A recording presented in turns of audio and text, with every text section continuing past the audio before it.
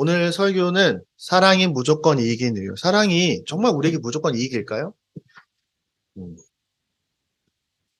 자, 우리가 집에서 엄마가 아들한테 야, 공부 좀 해, 공부해 라고 말할 때는요, 아들이 공부를 안 하고 있으니까 또 공부를 하기가 좀 다 노는 분위기야. 공부하기가 자연스럽지 않아. 그럴 때 공부해 라고 말하는 겁니다. 이미 승현이가 열심히 공부를 하고 있는데 엄마가 승현아 공부해. 그러면 승현이가 뭐라고 할까요? 공부하고 있는데? 이렇게 얘기하겠죠. 그럼 엄마가 원래 뭐라고 해야 돼요? 공부하고 있네? 이렇게 말해야겠죠. 우리가 서로 사랑해 라고 말할 때, 사랑해라 라고 말할 땐요, 사랑하지 못할 때, 사랑하기가 좀 어려운 관계나 사랑하지 어려운 상황에 있을 때 사랑하라고, 사랑하기를 포기하지 말라고 말하는 겁니다. 막 연애를 시작했는데, 약 커플이 눈이 맞아서 썸을 타다가 연애를 막 시작했는데, 옆에 가서, 야, 사랑해라. 이렇게 말하지 않죠. 이미 사랑하고 있는데. 그럼 우리가 뭐라고 할까요?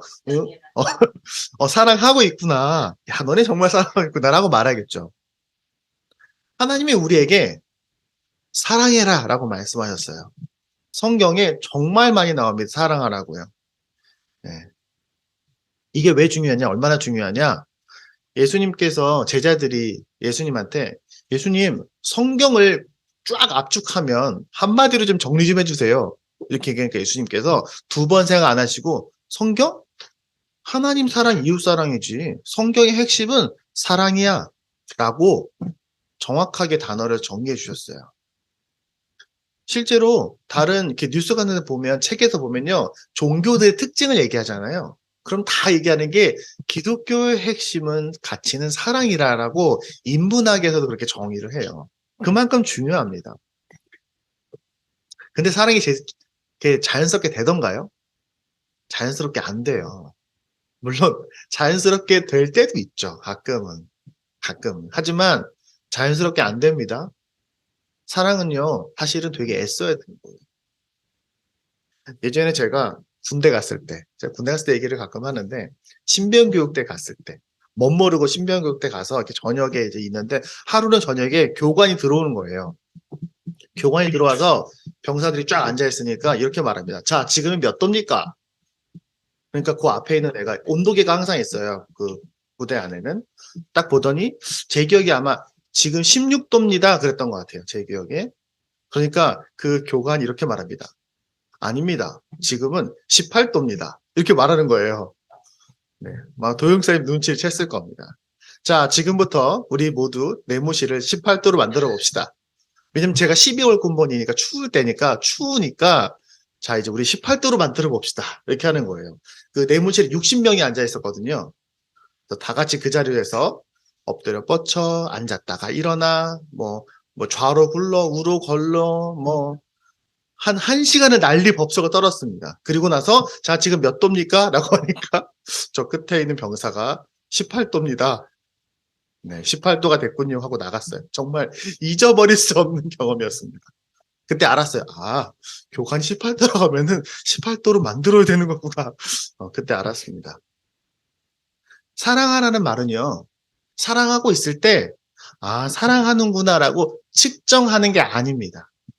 이게 몇 도구나라고 측정하는 게 아니에요. 사랑하지 못할 때 사랑을 만들어내는 게 사랑하라는 겁니다.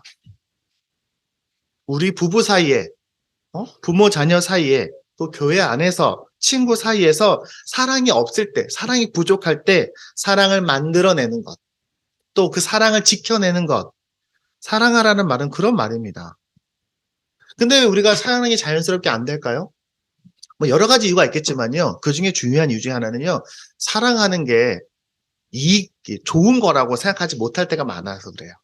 왜냐면은 기분이 상하거나 그러면 내가 좋은 말 해주고 내가 좀 잘해주면 손해본다고 느끼는 게 많기 때문에 그래요.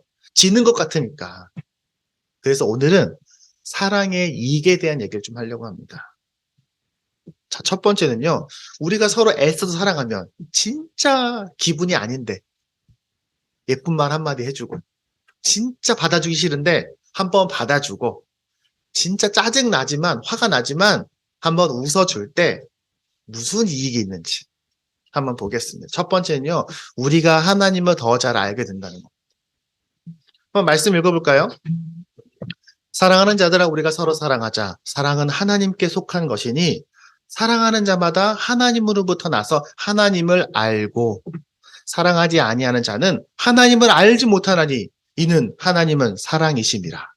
하나님의 사랑이 우리에게 이렇게 나타난 바 되었으니 하나님이 자기의 독생자를 세상에 보내심은 그로 말미암아 우리를 살리려 하심이라. 사랑은 여기 있으니 우리가 하나님을 사랑한 것이 아니요 하나님이 우리를 사랑하사 우리 죄를 속하기 위하여 화목제물로 그 아들을 보내셨음이라. 사랑하는 자들아 하나님이 이같이 우리를 사랑하셨은즉 우리도 서로 사랑하는 것이 마땅하도다. 이 내용을 조금 더 쉽게 풀면 이렇습니다. 우리가 하나님을 사랑하면 하나님으로부터 난다. 하나님에게 속하게 된다. 다시 말하면 하나님과 연결된다. 그래서 하나님을 잘 알게 된다. 어떨 때? 우리가 사랑할 때. 우리가 사랑하지 않으면 내가 사람들에게 잘해주지도 않고 웃어주지도 않고 내가 뭔가 짜증만 계속 내고 아무것도 내 마음에 있는 것을 도와주지 않으면 하나님을 모르게 된다는 거예요. 교회를 다니는 거랑 상관없이 다시 말해서 하나님을 잘 알 수 없게 된다. 하나님과 멀어진다. 하나님을 오해할 수도 있다. 왜?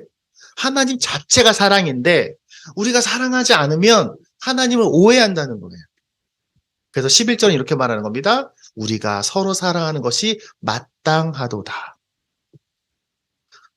우리는 하나님을 잘 압니까? 여러분은 하나님을 잘 알고 있나요? 우리가 성경에 대한 지식이 많으면 하나님을 안다고 말할 수 있습니까? 많은 사람들은 그렇게 생각합니다. 성경책을 줄줄줄 외우고 그 신학적인 내용들을 잘 이해하고 있으면 난 하나님을 잘 알아. 근데 그건 착각이라고 저는 생각합니다. 왜냐면요. 제 주위에 정말 똑똑한 사람 정말 많거든요. 정말로 성경을 많이 하는 사람들이 많아요. 근데 신앙이 좋을까요? 글쎄요. 아닌 것 같습니다. 목사님이라고 신앙이 좋을까요? 사실은 아마 이 안에서는 제가 성경을 제일 잘 알겠죠? 나름대로 저도 공부를 많이 했으니까. 하지만 제가 신앙이 가장 좋을까요? 제가 하나님을 가장 잘 알까요? 그건 모르는 거예요. 성경은요, 이렇게 말합니다. 하나님을 잘 알면, 성경을 잘 알면 너 하나님의 뜻을 잘 알게 돼. 그런데 아는 것으로는 의미가 없어. 바리새인들을 봐. 엄청 성경 많이 알아. 근데 어떻게 되나요? 성경을 실천하지 않으니까 예수님께 혼나죠. 잘 안다는 건 뭡니까? 제가 제 아내에 대해서 내가 아내를 잘 알아 라고 말한다면 아내에 대한 정보가 많은 겁니까? 어쩌면 아내에 대한 정보는요. 단순한 정보는 저보다 어쩌면 소라 지사님이 더 잘 알 수도 있고요. 어린이집 같이 일하시는 선생님이 최근 정보를 더 잘 알 수도 있고요. 어쩌면은 장모님, 장인어른이 더 잘 아실 수도 있죠. 남편들이요. 아내에 대해서 잘 알까요? 잘 몰라요. 사실은요. 잘 몰라요. 아내에 대한 정보는 그렇게 많지 않을 것 같아요. 하지만 잘 생각해 보세요. 남편들이 아내를 잘 모를 수는 있지만 남편은 아내를 사랑해요. 그래서 아내를 믿어요. 아내도 남편에 대해서 다 아는 건 아니지만 남편을 믿어요. 그래서 믿고 서로 헌신합니다. 내가 누군가를 잘 안다는 말은요. 그 사람에 대한 단순한 지식이 정말 많아서 줄줄줄 외운다는 것이 아니라 그 사람의 진심을 안다는 겁니다. 내가 내 아내를 잘 알아. 내 아내는 이런 사람이야. 내 아내는 그렇게 할 사람이 아닙니다. 라고 말할 수 있다는 겁니다. 내가 그 사람을 신뢰한다는 거고요. 그 사람에 대해서 오해하지 않는다는 거예요. 부부가 왜 서로 오해합니까?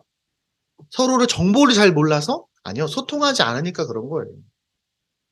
그러면 우리가 서로 사랑한다면요. 힘들어도 사랑할 때 우리는 그 사랑의 근원이신 하나님을 더 잘 알게 됩니다. 왜냐하면 하나님이 사랑이시니까. 그래서 하나님에 대한 진심을 오해하지 않고 말씀 그대로 믿게 돼요. 믿음이 뭡니까? 우리가 믿음 중요하다고 말하잖아요. 믿음이 뭔가요? 믿음이라는 게 사실 결국엔 하나님의 지식이 엄청 많은 게 믿음입니까? 아니요. 믿음이 좋은 권사님, 믿음이 좋은 교회 막 처음 나온 지 얼마 안 된 분도 믿음 좋을 수 있어요. 네. 성경 몇 줄 안 외웠는데도 믿음 좋을 수 있습니다. 믿음이라는 게 뭡니까? 하나님은 있어. 정말 있어. 하나님은 능력 있고요. 하나님은 선해. 하나님은 나를 사랑해. 그래서 지금도 나를 위해서 뭔가 하고 계셔. 그걸 믿고 있으면 그 사람 믿음 좋은 거예요. 내가 힘들고 지치고 외로울 때 하나님께 기도하면 그가 들어주실 거야. 그게 믿음 아닙니까? 그렇다면 그런 믿음은 어디서 오냐? 사랑할 때 온다는 겁니다. 우리가 사랑할 때, 우리가 하나님의 마음을 품을 때, 하나님의 마음을 실천할 때, 그 뜻을 따라 사랑이 잘 안 돼도, 좀 기분이 안 좋아도, 상황이 안 돼도, 그래도 애써서, 그래도 한번 웃어주고, 그래도 한번 사랑해주고, 그래도 한번 안아주고, 그만큼 내가 조금 더 헌신해주고, 그럴 때 우리는 하나님을 더 잘 알게 된다. 성경이 우리에게 그렇게 말하고 있습니다. 언제 그런 게 알 수 있냐? 부모가 되면 알 수 있는 것 같아요. 부모가 되니까요, 내가 지금까지 모르던 하나님을 알게 되더라고요. 물론 결혼 안 해도 하나님 잘 사랑할 수 있고 알게 되는데 부모가 돼봐야 알게 되는 하나님이 있어요. 사실은요. 부모가 되면요. 사랑하고 싶지 않아도 도저히 사랑할 마음이 안 생겨도 억지로라도 사랑하게 돼요. 엄마가 아무리 자식이 말을 안 들어도요. 아무리 말을 안 들어도요. 밥 먹입니다. 옷 사입힙니다. 챙겨줘요. 아프면요. 병간호 해요. 아무리 말을 안 들어도. 네. 자녀를 위해서 힘을 내게 됩니다. 그러면 그때 알게 돼요. 아, 하나님도 나를 이렇게 사랑하시는구나. 내가 별로 사랑받을 행동을 잘 못해도 내가 하나님이 없다고 느낄 수 있기도 하고 하나님이 지금 나를 사랑하지 않는 것처럼 느낄 때도 나는 많지만 하나님은 지금도 내 아버지시구나. 나를 절대로 떠나지 않으시고 포기하지 않으시는구나. 그렇게 하나님의 사랑을 알게 됩니다. 어떨 때? 우리가 사랑할 때. 그러므로 여러분, 사랑하십시오. 힘을 내서 사랑하십시오. 여러분, 배우자를 사랑하기에 더 애쓰시라는 말입니다. 자녀를 사랑할 때 더 정성스럽게 하세요. 여러분, 교회에서 또 만나는 사람들을 더 사랑으로 대해주세요. 손해보는 일이 아니에요. 여러분, 사랑할수록 하나님을 더 잘 알게 되고요. 믿음이 생깁니다. 인생 우리가 살면서 우리 인생에서 제일 중요한 게 뭡니까? 하나님 잘 믿는 거잖아요. 하나님 잘 믿는 게 뭡니까? 서로 사랑할 때 하나님 잘 믿게 되는 거예요. 그래야 하나님을 더 잘 알게 되고요. 하나님에 대한 믿음이 생기고 확신하게 되고 그러면 어떻게 됩니까? 당연히 쓸데없는 걱정과 근심이 있을 때 빨리빨리 기도하게 됩니다. 하나님을 믿으니까. 당연히 우리 삶에 하나님의 나라가 더 풍성하게 임할 겁니다. 두 번째, 우리가 사랑할 때 어떤 이익이 있을까? 두 번째는요, 세상이 하나님을 발견한다는 겁니다. 오늘 본문 성경 말씀 또 같이 읽어볼까요? 제가 앞에 띄워놨으니까 눈으로 읽으세요. 어느 때나 하나님을 본 사람이 없으되 만일 우리가 서로 사랑하면 하나님이 우리 안에 거하시고 그 사랑이 우리 안에 온전히 이루느니라. 그의 성령을 우리에게 주심으로 우리가 그 안에서 거하고 그가 우리 안에 거하신 줄 아느니라. 아버지가 아들을 세상에 구주로 보내신 것을 우리가 보았고 또 증언하더니 누구든지 예수를 하나님의 아들이라 시인하면 하나님이 그의 안에 거하시고 그도 하나님 안에 거하느니라. 하나님이 우리를 사랑하시는 사랑을 우리가 알고 믿었노니 하나님은 사랑이시라. 사랑 안에 거하는 자는 하나님 안에 거하고 하나님도 그의 안에 거하시느니라. 여기 되게 중요한 내용이 나옵니다. 하나님을 본 사람이 없다는 거예요. 그렇죠? 당연하죠. 하나님이 영이시니까요. 하나님 직접 본 사람은 없습니다. 하지만 우리가 서로 사랑하면 세상 사람들이 우리를 볼 때 마치 하나님을 보는 것처럼 그들도 하나님이 계시다는 것을 느낀다라는 겁니다. 성령님이 하시는 일이 뭡니까? 성령님이 하시는 일은요. 우리가 서로 사랑하게 하시는 거예요. 우리가 성령님이 하신 일에 성령이 많이 나오지만 가장 많이 나오는 게 사랑하도록 도와주는 거. 하나 되게 하는 거. 그게 성령님이 하시는 가장 중요한 일입니다. 에베소서 4장 3절 이렇게 말합니다. 평안에 매는 줄로 성령이 하나 되게 하신 것을 힘써 지키라. 여러분 아마 이런 질문 들어봤을 겁니다. 야, 하나님이 어딨어? 하나님 보여줘 봐봐. 야, 나 보이면 믿어. 나는 보이는 것만 믿거든. 하나님이 계신다는 거 나한테 좀 보여줘 봐봐. 그런 얘기 들으면 좀 답답하죠. 야, 보이지 않는 하나님을 어떻게 보여줘? 근데 사실요, 사람들이요, 하나님 보여준다고 믿을까요? 보일 수도 없지만, 보여준다고 믿지 않아요. 여러분, 이스라엘 사람들 생각해 보세요. 그 사람들은 항상 기적을 보며 살았어요. 그런데도 하나님 잘 안 믿어요. 이스라엘 사람들 매일 아침 하나님이 주시는 기적적인 만나를 먹으면서도 하나님 잘 안 믿었어요. 여리고성 몇 바퀴 돌고 나서 기도하니까 여리고성 무너지는 거 눈으로 보고서도 하나님 안 믿고 자기 마음대로 전투하다가 대박 깨집니다. 완전히 박살났어요. 눈으로 봤는데도.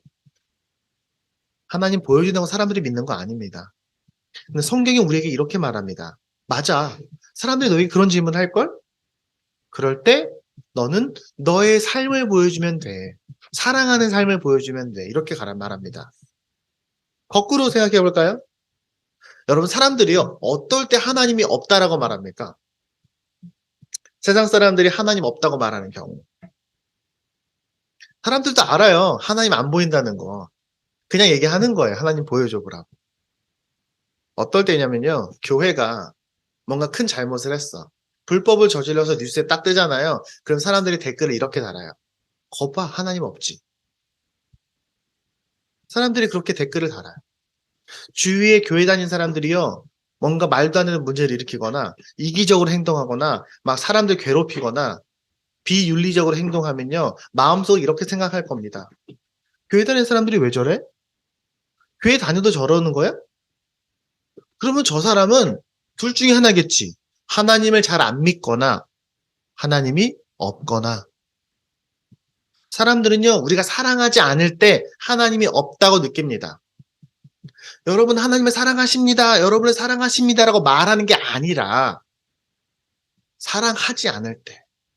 어쩌면 우리가 사람들에게 하나님이 여러분을 사랑하십니다라고 말만 하고 우리가 사랑하지 않으면 이렇게 말하는 거랑 똑같아요. 여러분 하나님은 없어요 라고 말하는 건 똑같을지도 몰라요. 그래서 오늘 본문은 이렇게 말하는 겁니다. 너희가 사랑하면 사람들이 너희를 보면서 이렇게 느끼게 돼. 아, 하나님이 있나 봐. 정말 있는 것 같은데? 야, 저 사람들이 믿는 그 하나님이 진짜 하나님이 맞나 봐.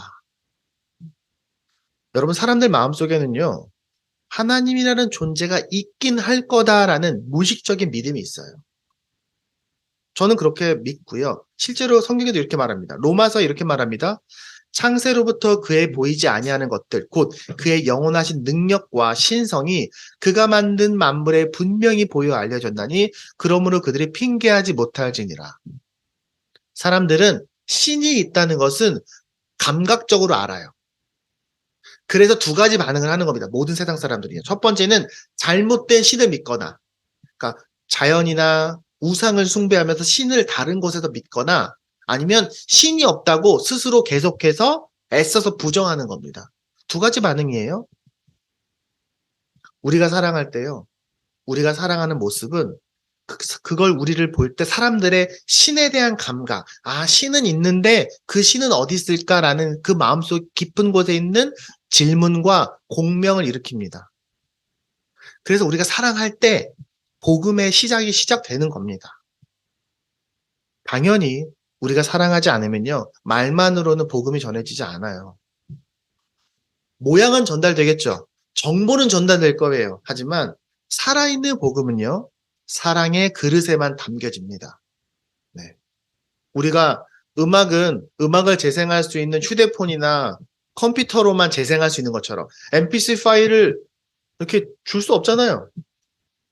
야, MP3 파일을 내가 마음으로 전할게. 들어봐. 이렇게 말하면 못 듣죠. 뭐에 담아줘야 될 거 아니에요. 아니면 그 사람이 들을 수 있는 뭐가 있어야 될 거 아니에요. 사랑이 그거라는 겁니다. 복음은 진리는 그래서 아까 얘기한 겁니다. 믿음, 소망, 사랑 중에 제일은 사랑이라. 사랑이 가장 기본이 되는 겁니다. 그러므로 여러분 사랑하는 모습을 좀 보여주십시오. 그래서 누가 옆에서 볼 때, 야, 너 와이프랑 정말 사이가 좋구나. 야, 너는 아이들하고 엄청 친하네. 야, 애들이랑 정말 너 사이가 좋다. 야, 너 교회 가면 그렇게 재밌어? 그렇게 말할 때 복음의 식탁이 준비되는 겁니다. 그리고 서로 사랑하는 이야기를 좀 들려주십시오. 가족의 이야기를 좀 해주세요. 여러분 배우자와 자녀들이랑 얼마나 재밌었는지 얘기 좀 해주세요. 물론 이제 우리가 사회생활 하다 보면 너무 우리 가족 얘기 재미있다고 막 하면 좀 사람들한테 좀 팔불출 얘기 듣고 하니까 엄살 부리기도 하잖아요. 야, 우리 집도 장난 아니야 이러면서. 하지만 그래도 엄살 한번 부렸다면 자랑도 하나 하세요. 이제 우리나라 사람들은 밖에 나가서 자식 자랑, 와이프 자랑하면 그 팔불출이라고 좀 욕을 먹는 그런 분위기가 있어요. 그래서 자랑을 잘 안 해요. 한국 분위기가 좀 그런 게 있어요. 저는 개인적으로 좀 나쁜 문화라고 생각합니다. 어, 다른 사람들이 가족 자랑하면 어, 잘한다고 말해줘야 됩니다. 저는 나가서 가끔 아내 얘기를 합니다. 우리 자식들 자랑해요. 어, 자식들이 뭘 잘해서가 아니라 우리 아들 이렇게 똑똑해, 우리 딸 이런 거 잘해라는 자랑이 아니라 저랑 아이들이랑 어떻게 재밌게 노는지, 아내랑 나랑 뭐 맛있는 거 먹었는지, 아내가 어떨 때 나한테 참 행복하게 해주는지 그런 걸 자랑하라는 겁니다. 네. 우리 남편 어디 가서 연봉 이만큼 벌어. 이런 건 자랑거리가 아니에요. 우리 집 차 이런 거 끌고 다녀. 이런 건 자랑거리가 아니에요. 그런 거 자랑하라면 욕먹죠. 진짜 자랑은요, 얼마나 사랑하는지. 그래서 혹시 결혼 안 한 사람이 여러분하고 가정 이야기를 하다 보면, 아, 나도 좀 좋은 가정 꾸리고 싶어요. 라고 생각할 수 있었으면 좋겠어요. 혹시 결혼해서 결혼 생활이 답답한 사람들에게 여러분과 대화를 하다 보면, 아, 나도 집에 가서 나도 내 와이프에게, 내 신랑한테 잘해야겠다. 우리 아이들에게 맛있는 거라도 하나 사두고 가야지 라는 마음이 생길 수 있었으면 좋겠어요. 우리가 대화할 때. 지난달에 아내가 그런 얘기 했어요. 어린이집에서 소풍을 갔어요. 어린이집 선생님들이. 근데 오는 길에 그 결혼을 한 준비하고 생각하고 있는 한 여자 선생님하고 대화를 했대요. 이런저런 얘기를 주고받은 거예요. 근데 그때 이제 아내가 그 여자 선생님한테 가정에 대해서 또 신랑과의 그런 대화에 대해서 자녀 키우는 기쁨에 대해서 얘기를 막 이렇게 해주니까 그 젊은 여자 선생님이 눈물을 뚝뚝 흘리더래요. 그래서 왜 그러냐 그러니까 자기한테 결혼과 배우자와 자녀와 이런 가정 이런 거에 대해서 긍정적인 얘기를 해준 얘기를 자기는 처음 들었다는 거예요. 사람들이 만나면 다 자기한테 부정적인 얘기, 나쁜 얘기만 하니까 자기가 결혼하기가 무서웠다는 거예요. 너무 고맙다고 눈물을 뚜둑 흘리더란 얘기를 들었어요. 여러분, 저는 그게 복음의 시작이라고 생각합니다. 하나님이 그 대화를요, 거룩한 변화의 재료로 삼으시라고 저는 믿습니다. 여러분, 어디 가서 교회 얘기하세요. 우리 얼마 전에 꿈꾸는 페달 이야기, 그런 얘기들 막 사람들에게 해줬잖아요. 그거 그냥 재밌었어. 우리 교회 이렇게 좋아. 그 얘기를 하는 것이 아니라 그런 교회에 대한 긍정적인 이야기 자체가 영적인 힘이 있습니다. 예전에 우리 기도니사님 아팠을 때 우리 교회가 서로 어떻게 서로에게 헌신했는지 얘기를 해주면요. 사람들이 정말 많이 감동했습니다. 왜냐면 그 이야기 자체가 힘이 있는 거예요. 저는 아직도 그 페달, 우리 브로셔 그거 들고 다녀요. 집에 좀 있거든요. 그럼 사람들에게 그 브로셔 보여주면서 우리 교회에서 이런 일이 있었어요 라고 말해줘요. 그럼요, 사람들이요. 눈물을 그렁그렁 하면서 얘기를 들어요. 네. 그거 교회 자랑이 아니라 하나님이 이렇게 살아계셔가 되는 거예요. 그 이야기가. 단지 그냥 내 자랑이 아니라 우리가 서로 사랑할 때 우리가 하나님을 먼저 잘 알게 되고요. 그리고 세상 사람들이 그걸 보면서 하나님을 느끼게 됩니다. 그리고 세 번째로 우리의 일상과 미래에도 영향을 미칩니다. 세 번째는요. 두려움을 이길 수 있습니다. 자, 우리 같이 읽어봅시다. 마지막 말씀입니다. 자, 이로써 사랑이 우리에게 온전히 이루어진 것은 우리로 심판날에 담대함을 가지게 하려 함이니 주께서 그러하심과 같이 우리도 이 세상에서 그러하니라. 사랑 안에 두려움이 없고 온전한 사랑이 두려움을 내쫓나니 두려움에는 형벌이 있음이라. 두려워하는 자는 사랑 안에서 온전히 이루지 못하였느니라. 우리가 사랑함은 그가 먼저 우리를 사랑하셨음이라. 이런 내용입니다. 우리가 사랑을 하면 담대함을 갖게 된다. 근데 이게 그냥 담대함을 얘기 아니라 심판에 대한 담대함입니다. 여러분, 사람들은 본능적으로 죽음을 두려워해요. 왜냐면 죽고 나서 내가 어떻게 될지 모르니까. 그게 인간 세상에 있는 모든 두려움의 근원적인 두려움입니다. 내가 죽어 천국 갈까? 내가 죽으면 없어질까? 혹시 내가 죽으면 지옥 갈까? 이거에 대한 두려움이 있어요. 그래서 세계 대부분의 세상에 있는 모든 문화권 안에는요, 죽음 이후에 대한 고민들이 있습니다. 자, 심판이 뭡니까? 사실 궁극적으로 심판이라는 건요, 하나님이 나를 알아보시나예요. 하나님이 나를 알아보시면 거기가 천국이죠. 하나님의 나라니까. 하나님이 나를 알아보시면, 못 알아보시면 하나님의 나라가 아닌 거예요. 우린 그걸 지옥이라고 부르죠. 그래서 심판이 무서운 거예요. 우리가 죽어서 심판을 받아서 천국에 간다, 못 간다는 뭘로 결정됩니까? 하나님이 나를 알아보냐, 못 봐냐예요. 그래서 오늘 본문은 그걸 말하는 겁니다. 하나님이 마지막 날에 나를 알아보실까, 못 알아보실까? 그 두려움을 내어 뜯는다는 거예요. 당연히 나를 알아보시지. 내가 이렇게 주님을 믿고 사랑하는데 내가 하나님을 잘 알게 되고 아까 얘기했죠. 하나님을 잘 알고 우리가 그분의 진심을 알고 살아계심을 더 잘 알아가고 있는데 사람들은 내가 사랑하는 모습을 보면서 하나님의 살아계심을 느끼는데 당연히 그날에 나를 반갑게 맞아주시겠지. 내가 왜 두렵겠어. 나는 그날이 기대가 돼. 기다려줘. 여러분 구원의 확신은 어떻게 옵니까? 이 세상 많은 사람들이요. 지금도 고민해요. 나 죽으면 천국 갈까 안 갈까? 그 구원받음에 대한 확신이 없어서 절절맵니다. 근데요, 구원의 확신은요, 성경 몇 줄 외우고 내가 헌금 많이 하고 교회 열심히 봉사해서 자기 최면 거는 게 아닙니다. 나는 하나님을 잘 알아. 나 하나님과 가까워. 나 하나님을 항상 생각해. 하나님이 내 삶에 항상 영향을 끼치셔. 그래서 내가 항상 그 사랑으로 서로 사랑해. 세상이 그걸 알아보더라? 그러니까 하나님이 나를 못 알아볼 리가 없어. 그게 구원의 확신이에요. 성경에 너 구원 받았다고 써 있는 거 그 말씀 줄줄줄 외운다고 확신을 갖는 게 아니라고요. 지식이 구원해 주는 게 아니에요. 똑똑하다고 구원받는 게 아니잖아요. 굉장히 큰 착각을 할 수 있어요. 말씀을 보면요. 두려움에 대한 얘기가 계속 나옵니다. 우리가 사실 이 말씀을 읽을 때 오해할 수 있어요. 사랑이 두려움이 없고 사랑이 두려움 내어 쫓는다는 게 뭐 사랑하면은 세상에 두려울 게 없나? 뭐 이런 이 두려움을 얘기하는 게 아니라 이 말씀의 원래 맥락적인 의미는 우리가 서로 사랑하면 마지막 날에 하나님이 나를 못 알아보시는 일이 없어. 하나님이 나를 못 알아보실까 하는 그 두려움이 없어지는 거야. 그 두려움을 말하는 겁니다. 왜냐하면 두려워하는 이유는 심판의 형벌 때문인데 형벌이 있음이라 써 있죠. 근데 그 심판의 형벌이 두려워하는 자에게는 사랑 때문에 그것들을 물리칠 수 있다는 겁니다. 다시 말해서 내가 사랑하면 형벌이 없으니까 두려움이 없는 거야. 사랑하는 사람에게 죽음과 종말은 두려운 것이 아니라 그죠? 기대되고 기다려주고 궁금한 겁니다. 어떨까?